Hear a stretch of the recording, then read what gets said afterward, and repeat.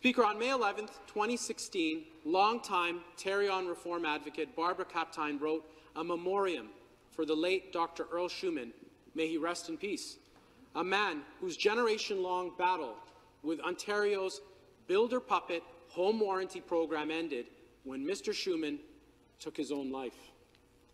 The memoriam informs of a community brought together by a system of enduring consumer protection failure. I will read it to you now. Remembering Earl Shuman. The tragic circumstances surrounding the passing of Earl Shuman last week are one of the reasons I decided to write this piece. For those who didn't know him, he fought for 27 years to rectify injustices he saw in the Ontario government monopoly, Tarion Warranty Corporation, and the abysmal access to justice problems faced by ordinary people trying to get their homes fixed under Tarion and the Licensing Appeal Tribunal. Earl took on the legal establishment by challenging the lunacy of some Tarion case law and its heavy-handed use of the justice system. He explained one of the absurdities to me in this way. If you buy a new home and install a 24-karat gold toilet in it, you're the builder of the home under law because you contributed more than a certain dollar amount to the home's overall value. So even if you're a dentist, you can be deemed a builder under Ontario law. He called this the Shuman test fraud. Many cases have been decided since his own case years ago following this principle, which sounds like something out of George Orwell's Animal Farm. I met Earl Shuman and his wife at Queen's Park several years ago at one of the many meetings to try to bring transparency and accountability to Tarion. Real reforms have not been made to this government monopoly in over 40 years. Builders' interests are best understood by policymakers. Consumers are often labeled unscrupulous troublemakers, whiners, or malcontents who wouldn't be happy with the Taj Mahal. Builders, on the other hand, are politically well-connected. They have the loudest microphones, the deepest pockets, and lobbyists and lawyers to make their views well understood by policymakers. Earl was engaged in a Sisyphean task up against these Goliaths, rolling a huge rock uphill only to have it come crashing back down on him each time. He didn't play by the rules, but he often tried to. Many of us who are accustomed to crusty, irritable, feisty figures learned with time how to read him. He was a rule breaker, rubbed many people the wrong way, but he knew that nice, polite people seldom bring about real change.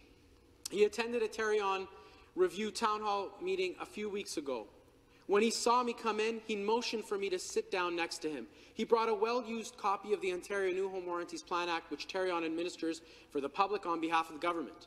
He read from it to the attendees, ministry lawyers and officials present. He pointed out the intent of the legislature was not to have the law drift so far away from its consumer protection intent. Since Tarion makes its own regulations with oversight as thin as a spider's web, we knew this was flawed, outdated legislation. He knew this was the 900-pound gorilla in the room.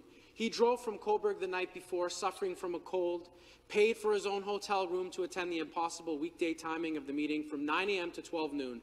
He tried to keep his years of anger and frustration at bay, tried to keep his cool. He did. Giving me a big hug when he left, he thanked me for being there and contributing. I wrote him a short email afterwards saying he'd done well under what we all knew were difficult circumstances. Earl wanted these injustices to be exposed by the media in a sustained and front-page way like the press covered the Gomeshi, Ford and Duffy scandals and various messy society divorces. Journalists often told us that they wanted sexy stories. This was a decidedly unsexy story until you buy a new home and find out how flawed and outdated the policies are which govern this important financial decision in your life, buying a new home. Earl asked me last November to keep a file of all the documents relevant to his 27-year work and correspondence with senior officials. A few times he said, now eerily meaningful to me, that he wanted to make sure someone would take his work forward and all these years wouldn't go to waste. If something ever happens to me, he said several times, I assured him I have well-organized files, not as extensive as his pool table full of documents, but all his years of work wouldn't be lost. He'd from time to time email me and ask what I thought of a letter he'd sent to a top official, or what I thought of a Supreme Court of Canada application, for example. He'd say to me, see if you can spot the game-changer words in my document. Anyone in our communication groups who'd worked on Tarion LAT issues could pick out these words. Earl knew every nook and cranny of the legislation, the criminal code, all the legalese, the doublespeak, and the political games. He used to commiserate with me how hard it is to write to politicians and journalists, how achingly long it takes to craft a persuasive, well-researched email and wait endlessly for no answer. Many of us struggled with this without the benefit of PR people, legal advisors, and researchers. All we have is our sense of right and wrong and our kitchen tables. Over the years, Earl became an expert at clear, well-documented, persuasive writing. Though his style was lengthy, he mastered it. I suggested he write a book and use social media to his advantage. The press was obviously not covering these problems in depth and in a sustained way as he knew they deserved. He looked forward to his retirement in a few months and promised he'd do more work when he finally had more free time. Then you will really see me fly, he told me in February. A few months ago, he retired.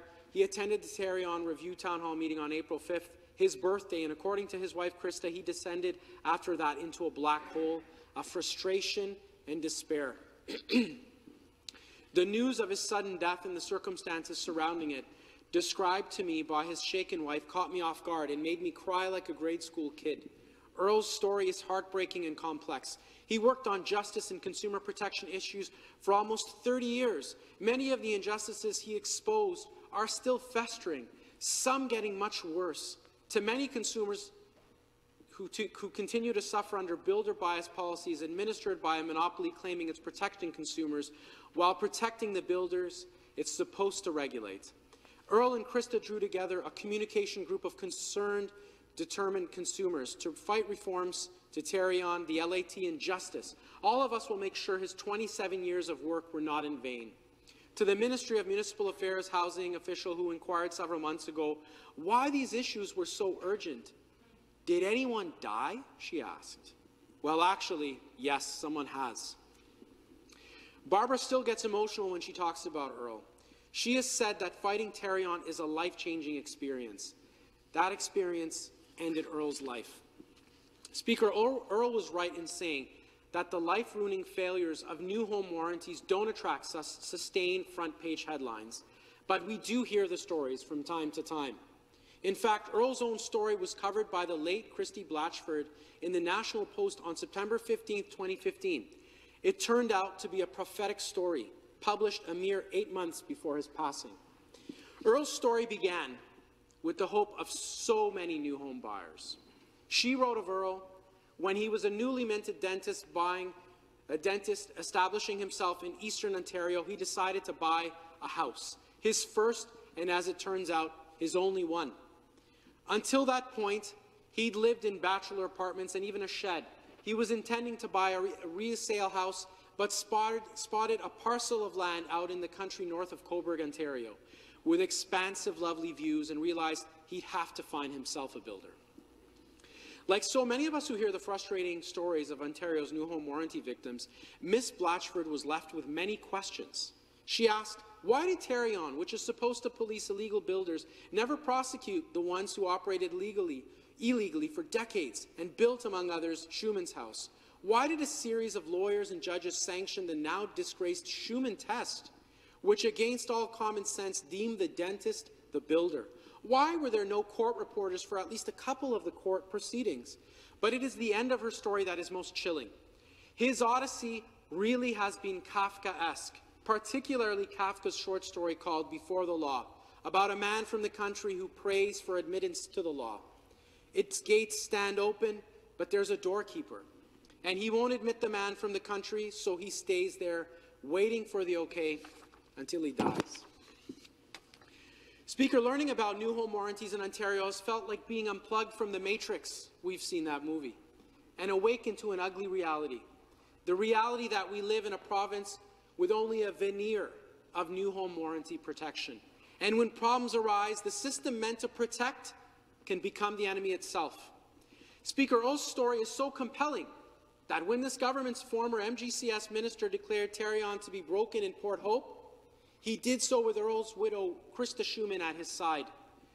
But with the benefit of 44 years of hindsight, has this government finally fixed Tarion? Ms. Shuman relayed her profound disappointment on this bill prior to second reading.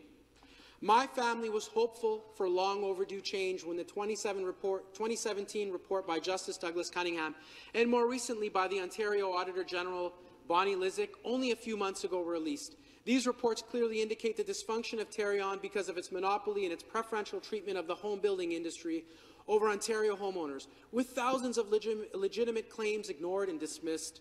The impact of the Ontario government's inaction and its lack of oversight has been devastating for many families. It is extremely disappointing 1 year after the former minister's announcement of their promise to correct Ontario's new home warranty program, and that not enough has been done. Through Bill 159, the Ontario Conservative government had an opportunity and also a duty to protect Ontario families in the most important purchase that homeowners make. Our government has failed to protect us from building code violations and the impacts on the financial, physical and mental health of Ontario families, including my own.